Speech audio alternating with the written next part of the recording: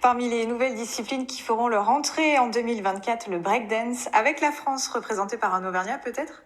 Peut-être, en tout cas, on va vous présenter le Clermontois Nasty. Il danse depuis 15 ans déjà. Il rêve de disputer la première compétition de breakdance de l'histoire des JO. Ce sera donc à Paris. Ce n'est pas encore fait, mais Nasty fait partie des 6 danseurs présélectionnés en équipe de France. Son portrait est signé Jean-Luc Roussille et Bruno Libertou.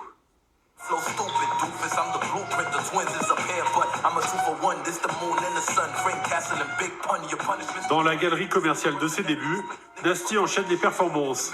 Le breakdance sera discipline olympique aux JO de Paris. Sa préparation a déjà commencé.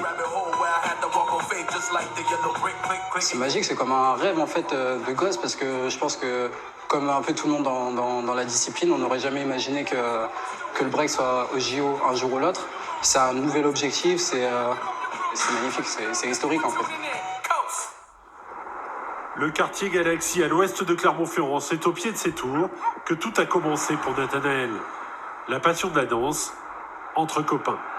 Là ici on avait un espace où il n'y avait pas les ascenseurs, et là on avait 2 miroirs donc, qui nous permettaient un peu de pouvoir voir ce qu'on faisait.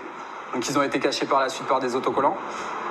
Et donc sur tout le couloir là, il y avait des danseurs, en général ça dépendait des jours, mais il y avait des danseurs tout le long, et en fait on avait tout cet espace là pour pouvoir s'entraîner. Le breakdance, un art de la rue entre fascination pour certains riverains et indifférence pour d'autres.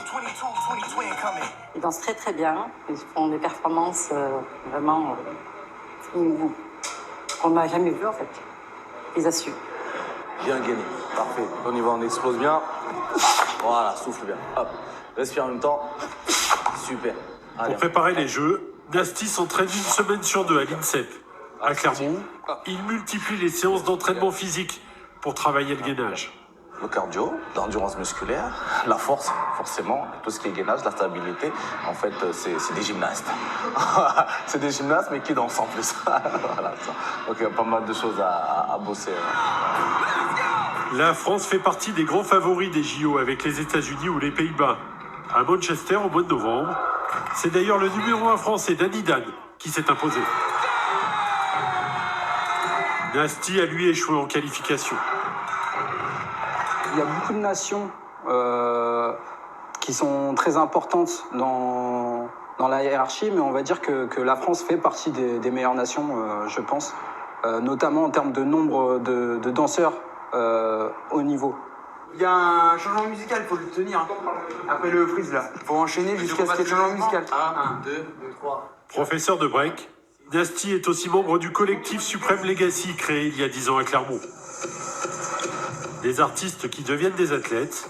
Pour le break, les JO sont une fantastique opportunité.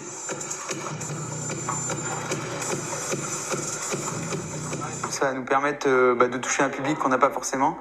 Et ça permet de valoriser notre discipline auprès du grand public.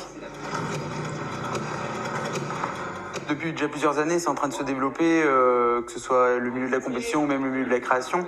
Mais je pense que c'est un autre secteur qui s'ouvre à nous avec ce volet sportif.